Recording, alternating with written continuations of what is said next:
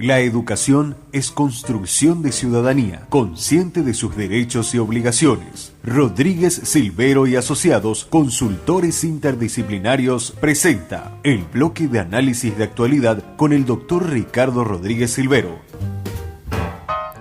Así es, y ya lo extrañábamos, ahora estamos con el doctor Ricardo Rodríguez Silvero. ¿Qué tal, doctor? Buen día. Buen día, igualmente. Saludos a la radio y a sus oyentes también. Queríamos, seguimos con el tema contrabando, cuantificar un poco esto nuevamente, doctor. Sí, habíamos dicho en la entrevista anterior que hay que distinguir entre contrabando hormiga por un lado, mega contrabando empresarial por otro lado y finalmente contrabando de las mafias, de drogas, armamentos, etcétera. Es importante hacer esa diferenciación cuando se trata de preguntarse, tanto hablamos de contrabando, pero ¿cuánto es lo que se contrabandea, verdad? Bueno, y allí entramos en dificultades porque realmente no existen cifras sobre el contrabando.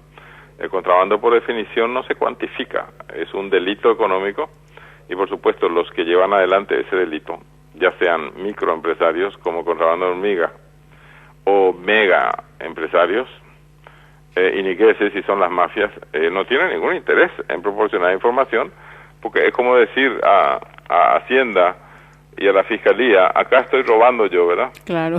Claro, nadie va a hacer eso. Entonces, hay algunas técnicas de aproximación a la realidad del contrabando, pero que no son exactas. Para empezar, de los 3 tipos de contrabando que mencioné, es muy difícil cuantificar el contrabando hormiga, porque como su nombre bien lo dice, es un hormigueo de paseros y de simplemente ciudadanos comunes y corrientes que cruzan la frontera para comprar comida para ese día y para los días siguientes, o sea, consumidores que van y compran allí para el día a día, pero también hay paseros que son microempresarios que traen productos para comercializar, o sea, no solamente para su propio consumo, y esa gente lo hace en camionetas, en motos, es poco contrabando, pero sumado, porque son miles y miles y miles, y eso juega también un papel importante, solamente que es difícil cuantificar ese tipo de contrabando. En el caso de las mafias, por supuesto, es una ilusión pretender saber cuánto armamento, cuántas drogas, cuántos rollos de madera, cuántos medicamentos de plazos vencidos se introducen al país o salen del país. Eso es imposible, ¿no? Para eso hay que tener una tecnología mágica, no es posible eso.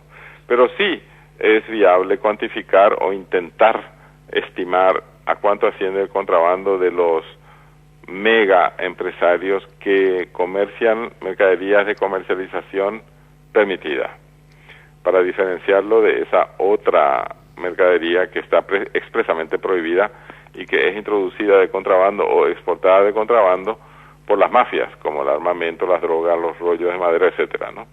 Bueno, estamos hablando entonces solamente de un tipo de contrabando del que se puede cuantificar o estimar su cuantificación, y se trata del mega contrabando empresarial de mercaderías de comercialización permitida. Y procediendo de esa forma, existe un método indirecto de hacerlo. Se toma las cifras oficiales de los países involucrados en comercio exterior con Paraguay, por ejemplo Brasil, como las válidas. Si Brasil dice que exporta anualmente a Paraguay, por ejemplo, $1.000 millones, que puede ser, pero Paraguay reconoce que importa a Brasil solamente $700 millones, y esa diferencia de $300 millones es contrabando de importaciones.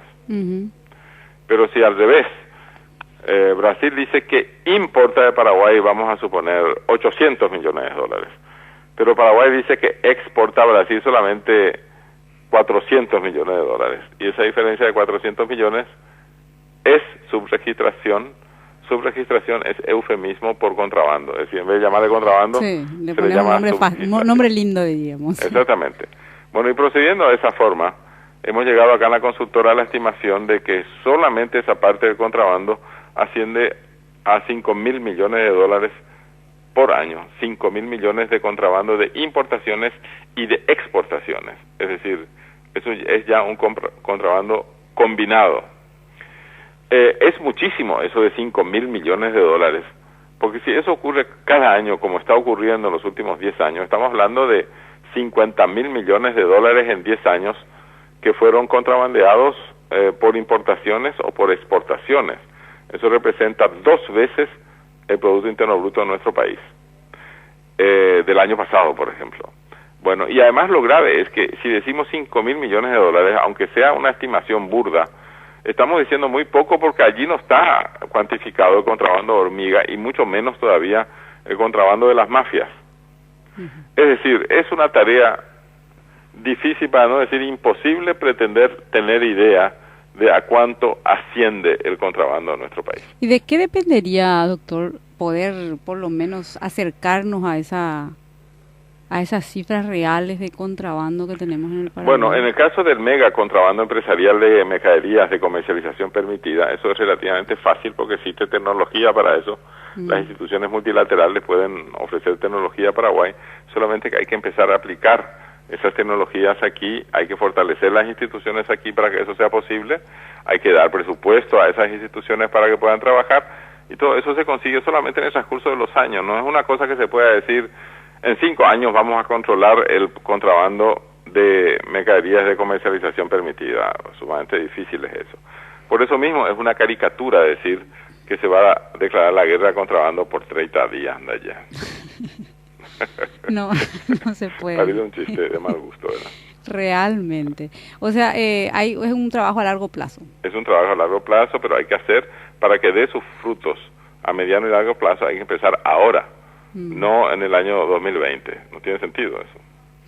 Sí, en aduana yo siempre miro su sitio web y sigo también los ingresos que tenemos por aduana. Hablan ahora de un superávit en estos primeros 5 meses en el año, y esto será así a pesar del contrabando que existe. Y se habla de superávit del comercio exterior registrado en aduanas. Eso sí es cierto, ¿no? Solamente que el comercio exterior registrado es muy pequeño en comparación al comercio exterior total, porque en el comercio exterior total deberían estar incluidos los 3 tipos de contrabando que he mencionado. Y no está incluido ni siquiera el que es más fácil de cuantificar, ¿verdad? Bueno, y una cosa también que ayer creo que el Banco Central dio a conocer, doctor, es en relación a la deflación, para que nos explique un poco de qué se trata esto. Y deflación significa cuando los precios caen, cuando caen más allá de lo que normalmente se espera. Sí. Nosotros tenemos un hecho casi, para no decir único, vamos a decir raro, y es que estamos creciendo a una velocidad altísima, pero tenemos baja inflación. Normalmente, un crecimiento mediano de 5 a 6% por año produce ya inflación, y ni qué decir si el crecimiento va a ser el doble. ¿Cómo es posible que no produzca inflación? Y bueno, ahí hay algo raro, hay que ver también qué es lo que está pasando con la mega diferencia de cambio en la Argentina. Porque si algo, según el tipo de cambio argentino, según el oficial, cuesta 5, ¿verdad? Pero resulta que en la calle cuesta solamente 2,5. Estamos hablando de miles de millones, ¿no? Entonces, por supuesto que la gente va a querer comprar solamente lo que cuesta así en la calle, ¿no? Claro. Bueno, y entonces, ¿qué es lo que está pasando? Y está pasando que como la diferencia es enorme, prácticamente cuesta la mitad de lo que normalmente debería costar los bienes básicos de consumo y que forman parte de la canasta familiar, ¿verdad? Por ejemplo, azúcar, sal, harina, manteca, pan, yo qué sé, esas cosas elementalísimas, cuestan ahora en la Argentina la mitad de lo que cuesta en Paraguay. Y resulta que está así ya desde hace varios meses, es decir, ya corrió la voz. Entonces, aquí, obviamente, los hogares paraguayos que viven cerca de las fronteras, hay que hablar de muchas fronteras ahí, ¿verdad? No es solamente Clorinda, Puerto Falcón. No nos olvidemos de Encarnación y Posadas, con ese puente gigantesco. Es muy atractivo para nuestro bolsillo. O sea, claro, y aparte eso también hay forma de cruzar en lanchas de un lugar a otro, por ejemplo de Pilar al otro lado, o de Resistencia hacia este lado, a Resistencia Argentina o Posadas Argentina. No solamente Posadas, me refiero a Formosa, ¿verdad? Formosa Resistencia, sí. Corrientes, todo se puede pasar con lancha. La gente a veces cree que ahí donde hay puente nomás hay contrabando. Sí, en Posada o en Clorinda, no. No, por ahí es que se cuidan más los contrabandistas porque ahí hay controles, pues.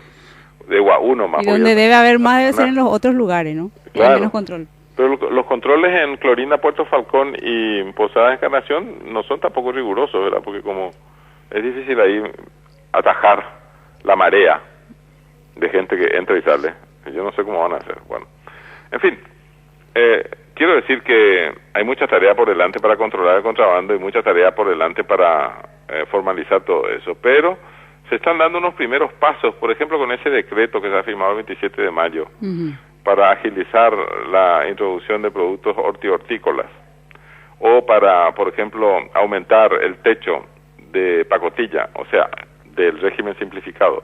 Eso quiere decir que la gente entra sin despachante de aduana y sin pasar por el despacho de aduana. Simplemente cruza, ¿no? Es conveniente para que eso sea posible que esa gente tome el RUC, o sea, se registre en la Subsecretaría de Tributación y bueno, y que paguen poco. Pero entonces se va a formalizar, ¿verdad? Pero cuando la gente escuche, porque estamos hablando de gente muy sencilla, muy humilde, muy pobre también, ¿no?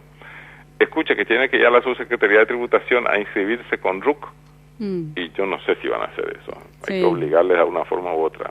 Los microempresarios sí deben ser obligados y ejemplarmente multados si no se registran. Pero podría ser una alternativa para mucha gente también hacerlo, doctor, a esto. Yo creo que sí, para el microempresario, contrabandista sí es una alternativa. ¿Para qué seguir haciendo contrabando si se puede hacer legalmente? ¿Verdad? Y para los hogares, y no tiene sentido, a un don Juan Pueblo que cruza ahí para comprar 100.000 guaraníes para toda la semana, pues eso es poquísimo, pues. No, yo creo que no vale la pena luego ocuparse de esa gente. Si esa gente saca provecho para disminuir su costo de vida, hay que ayudarles incluso si hay gente pobre. Sí, va a mejorar. Pero ya cambia la cosa si la gente trae el coche o la moto o la camioneta llena. Para revender. Eso ya no es así nomás de hogar, no, eso ya es contrabando comercializante o comerciante de contrabando o contrabandista de comercio, como quieran llamarse. Alguno para reempaquetar y todo. Exactamente, sí. Microempresarios ya son. Bueno, doctor, muchísimas gracias nuevamente. Un gusto, Hasta luego. Este fue el espacio presentado por Rodríguez Silvero y Asociados, consultores interdisciplinarios en inversiones e impuestos. Telefax 612-912, celular 0981-450-550. Más informaciones en www.rsa.com.py.